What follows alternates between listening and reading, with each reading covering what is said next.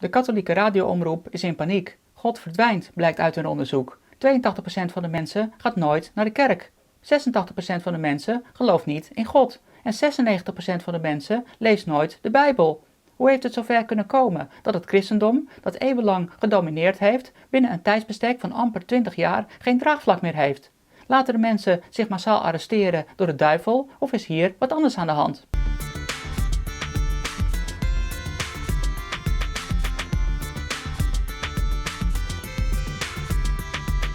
Geloof wordt vaak misbruikt in discussies. Het is daarom belangrijk om te weten waar we het over hebben.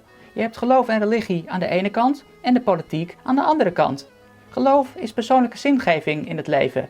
Er zijn mensen die het niet kunnen accepteren dat er na hun dood helemaal niks is. Daarom zoeken zij naar een doel, een hoger doel.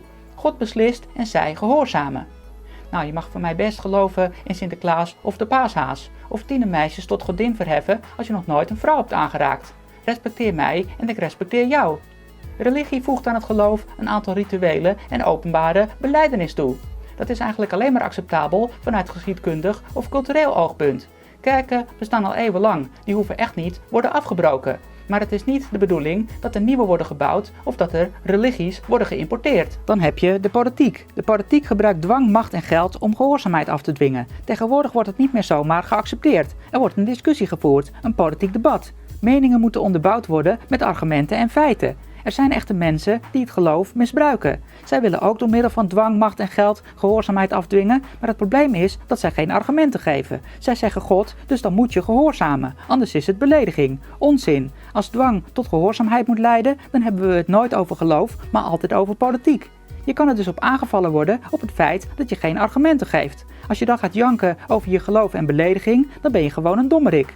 Als Wilders het heeft over de islam, dan bedoelt hij natuurlijk ook niet dat je niet meer gehurkt op een matje mag zitten. Dan heeft hij het over de islam als politieke ideologie, als overtuiging die door middel van dwang gehoorzaamheid wil afdwingen. Veel mensen begrijpen dat niet. Daarom is het erg prettig als het geloof op den duur helemaal verdwijnt. Er zijn nog veel meer redenen waarom religie geen draagvlak meer heeft. Religie zorgt ervoor dat de ontwikkeling van de samenleving tot stilstand komt. Het gaat altijd gepaard met onderdrukking. Je mag geen andere mening hebben. Maar juist het debat zorgt ervoor dat de wetenschap zichzelf kan verbeteren. Religie zorgt wereldwijd nog steeds voor oorlog. Er zijn mensen die elkaar alleen maar willen uitmoorden omdat ze in een andere god geloven. Terwijl ze met elkaar vechten, kunnen ze niet werken aan het opbouwen van de samenleving. De grote religies hebben allemaal te maken gehad met kindermisbruik. Dat komt omdat de grote leiders zich onaantastbaar voelen. Zij hebben de waarheid in pacht. Zij staan in verbinding met God. Dus zij kunnen alles doen wat ze willen. Daardoor heeft het zover kunnen komen dat bijvoorbeeld in de middeleeuwen het land 1000 jaar lang tot stilstand is gekomen. Stel je eens voor wat 1000 jaar betekent. Kijk eens om je heen. Alle techniek die je nu hebt en zo waardeert is van de afgelopen 20 jaar. Laat staan wat we hadden kunnen bereiken als we 1000 jaar onszelf hadden kunnen ontwikkelen in plaats van bezig te zijn met de religie. Het christendom heeft de problemen zelf over zich afgeroepen. Veel christelijke organisaties zijn pro-islam, maar de islam heeft een hekel aan het christendom. In islamitische landen worden christenen mishandeld, vervolgd of zelfs vermoord. Ook zijn veel van die organisaties pro-vluchteling, maar het zijn eigenlijk economische profiteurs die vooral uit islamitische landen komen. Ook eist het christendom absolute gehoorzaamheid, anders gebeuren er verschrikkelijke dingen. Geen wonder dat het geloof geen draagvlak meer heeft. Geloof is nooit met zijn tijd meegegaan. Ze hebben nooit gemoderniseerd. Ze hebben nooit een prettige plek gecreëerd waar mensen graag naartoe willen gaan. Het gaat altijd over dwang en oude rituelen. Ik heb nog nooit een gelovige gezien die prettig in de omgang is. Zodra er een discussie gevoerd wordt, moet je opletten met wat je zegt, omdat ze anders heel snel roepen dat je hun geloof beledigd hebt. In plaats daarvan hadden ze een veilige plek moeten bieden, bijvoorbeeld voor mensen die nergens meer welkom zijn, of voor mensen die op school gepest worden. Stel de kerk open zoals een buurthuis. In veel buurten zijn namelijk de buurthuizen gewoon verdwenen. Maar daar wordt dan niet over nagedacht. Het gaat alleen maar om het aloude geloof in God, om de dwang, om de absolute waarheid en de gehoorzaamheid. Als je dat niet wilt, dan hoeft het voor hen niet meer.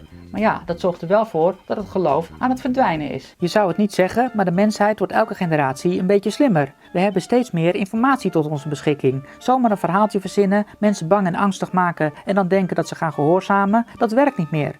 Gelovigen zullen andersdenkenden moeten respecteren om zelf gerespecteerd te worden. De geest is uit de fles en gaat er nooit meer in. Mensen durven nu de zogenaamde absolute waarheid van de kerk te betwisten. Vreemd genoeg hebben we nog nooit een gelovige gehoord die zijn excuus heeft aangeboden voor wat hij allemaal heeft aangericht. De christelijke God mag dan aan het verdwijnen zijn, de principes van religie, onderdrukking en oorlog helaas niet. Met de islam, de politieke ideologie, krijgen we weer een systeem dat ervoor zorgt dat we teruggaan naar de 7e eeuw. Het zorgt ervoor dat er een periode aanbreekt van onderdrukking en vervolging van andersdenkenden. Ook het socialisme heeft religieuze trekjes. Het eindeloze geloof in een overheid die je geld stelt en vervolgens verdeelt onder profiteurs. En ook het recht heeft te maken met geloof. Het eindeloze geloof in de Hoge Raad en voor de rest is het vooral filosofie. Worden mensen dan nooit slimmer?